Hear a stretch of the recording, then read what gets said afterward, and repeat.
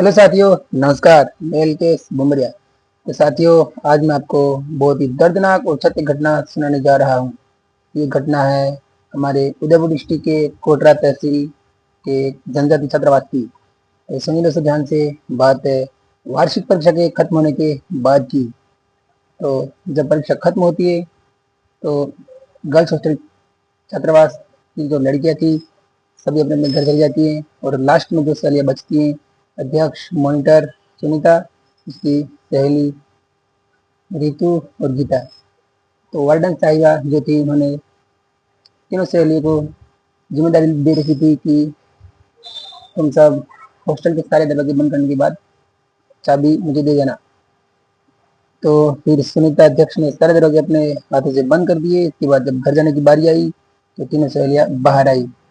तब अचानक सुनीता के मन में कुछ ऐसा आया कि उसको बाथरूम जाना है।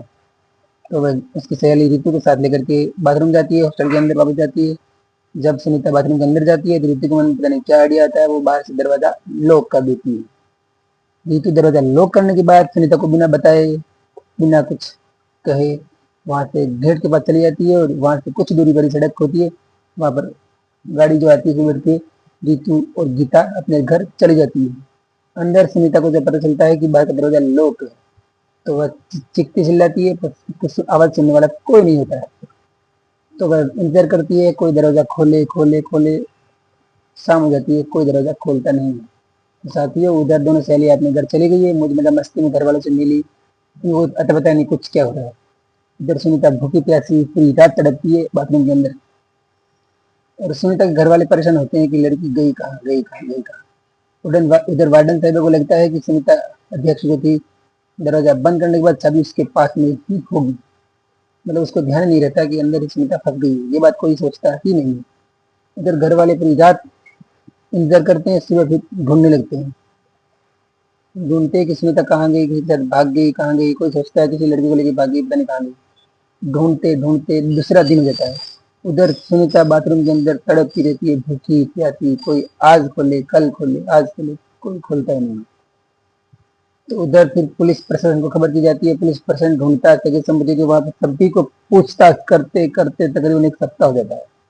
तो साथियों, अब आप समझ सकते हो कि सुनीता जिंदा होगी या नहीं होगी, क्योंकि सप्ताह हो चुका है। बिना कुछ खाए, बिना कुछ पिए बाथरूम के अंदर एक लड़की सुनसान हॉस्टल में रह सकती है या नहीं। आगे कहानी को ध्यान से सुनिए।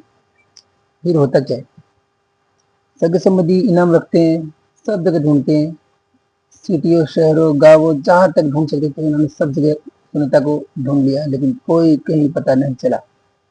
फिर पुलिस वाले एक एक लड़की को पूछते हैं। लास्ट में पता चलता है कि सहेली जो लास्ट में साथ में निकलती है, वो दो सहेलियां थी, उनमें से लास्ट वाली सहेली जो थी रितु, जो अंदर साथ में गई थी। फिर रितु से पूछताछ करते हुए रितु ने बोला कि लास्ट में ये बाथरूम में गई थी, इसके बाद हम चले आए थे। फिर अचानक उसको पूछते पूछते कि फिर रितु ने बोला कि मैंने दरवाजा बाहर से बंद कर दिया था, उस लड़की ने बोल दिया था, इसके बाद में चली आई थी।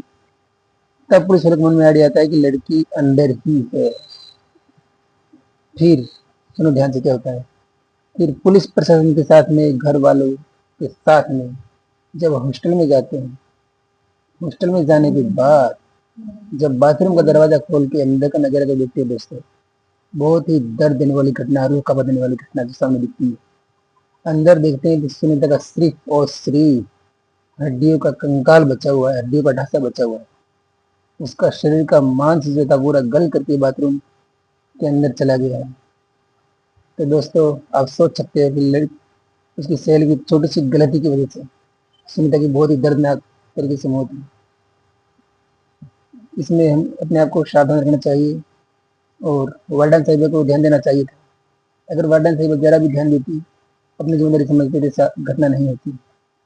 और हमें अपने बच्चों का पूरी तरह से ध्यान रखना है, परिवार का पूरी तरह से ध्यान रखना है, साथ ही ऐसी घटना ना हो, हमारी यही उम्मीद है। नमस्कार।